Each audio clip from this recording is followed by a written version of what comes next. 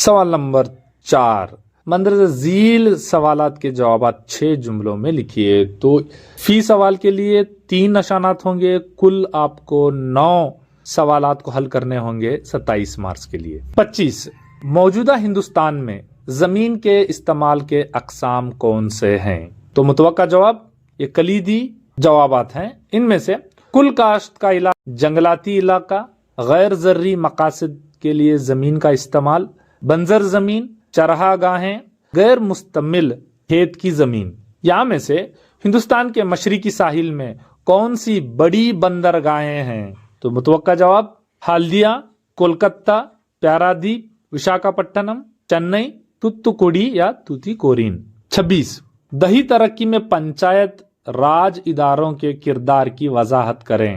متوقع جواب غریبی کا خاتمہ، زندگی کا تحفظ وغیرہ منصوبوں کو تشکیل دیتی ہے۔ راستوں کی تعمیر، پانی کی فراہمی، روشنی کا انتظام کرنا، ابتدائی تعلیم و ثانوی تعلیم کو فروغ دینا، دیہی پیداوار کو فروغ دینا، غریبوں کو گھر تعمیر کر کے دینا، پی ڈی ایس نظام یا راشننگ نظام کے ذریعے کم سے کم قیمت میں اناج کی فراہمی، گھریلو صنعتوں کو فروغ دینا۔ 26 کا یا بغیر ٹیکس کی آمدنی، نان ٹیکس ریونیو کے ذرائع کے متعلق بیان کیجیے۔ جواب محکمہ ڈاک اور ٹیلی فون سے حاصل ہونے والا منافع، ریزرو بینک RBI سے حاصل ہونے والا منافع، پبلک انڈسٹریز سے حاصل ہونے والا منافع، ہندوستانی ریلویز سے حاصل ہونے والا منافع، مختلف قسم کی فیس اور جرمانوں سے ملنے والی آمدنی، سکوں اور ٹنک سالوں سے حاصل ہونے والی آمدنی۔ 27، بینک کھاتہ کھولنے کے فوائد کیا ہیں؟ جواب رقم محفوظ رہتی ہے، محفوظ کھانوں کی سہولیت، قرضے کی فراہمی، پیسوں کا لین دین، ڈیبٹ اور کریڈٹ کارڈ، اعتمادی خدمت، چیک اور ڈرافٹس کو بھیجنا قبول کرنا، زر کا قبول کرنا۔ 27 کا یا ایک کاروباری کی خصوصیات کیا ہیں؟ جواب جماعت بندی، خود اعتمادی، فعال، تخلیق کاری، انصاف پسندی، نئے کی عادت ڈالنا، حوصلہ مند ہونا، مسائل کا حل۔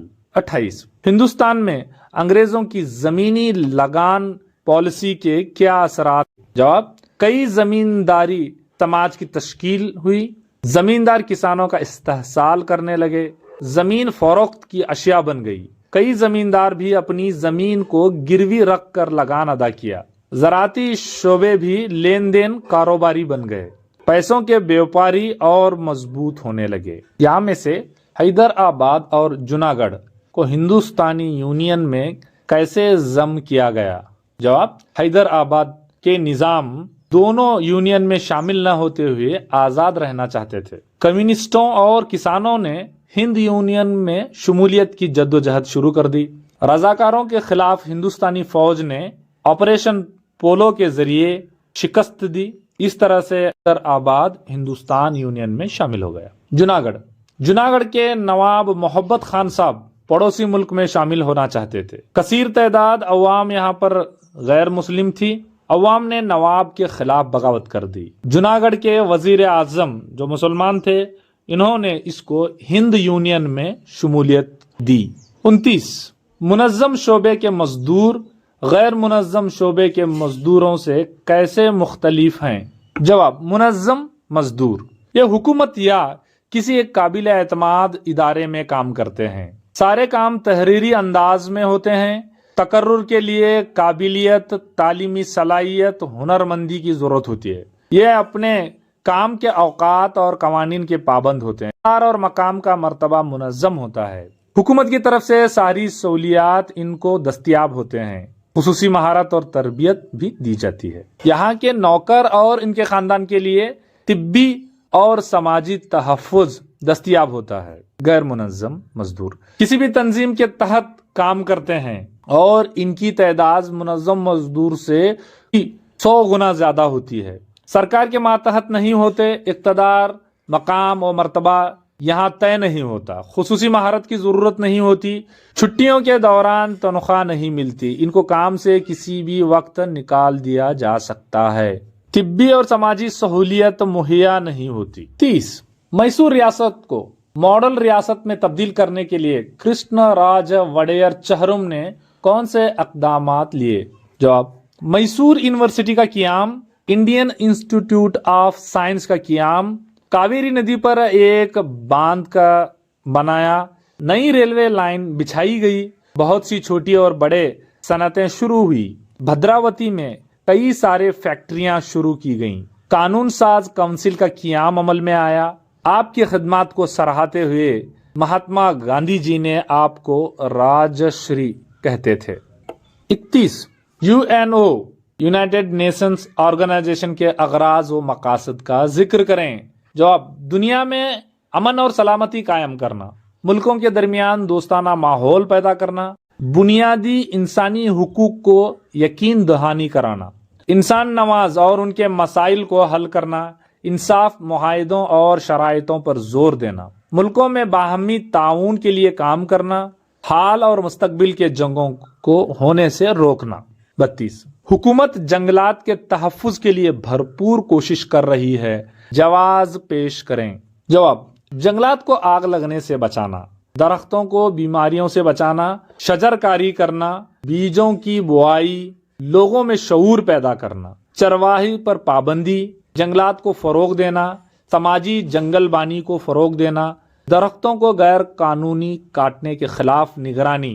33 19वीं सदी को हिंदुस्तान तारीख में हिंदुस्तानी निसातुस्सानिया का दौर कहा जाता है, क्यों?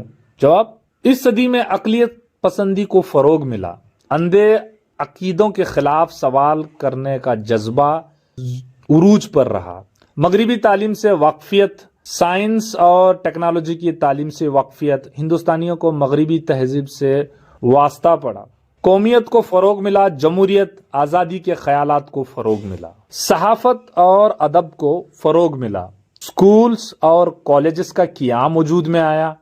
सवाल नंबर 4, मंदरज़ील सवालात के जवाब 8 जुमलों में लिखिए।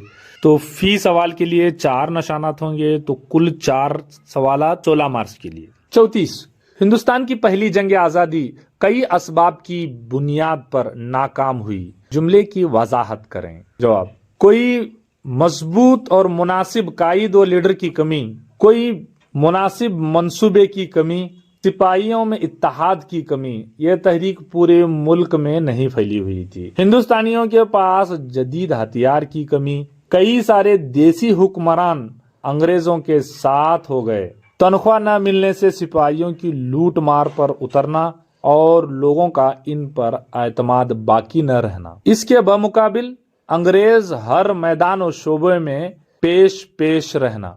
या में से इंतहा पसंदों ने हिंदुस्तान की आज़ादी की जहद में अहम किरदार अदा किया, जवाज पेश करें। जवाब, एतदाल पसंदों के नरम मिजाज से नाराज थे, इंतहा पसंद इनको सियासी भिखारी कहा करते थे, इनमें सबसे अहम लाल बाल पाल घोष थे।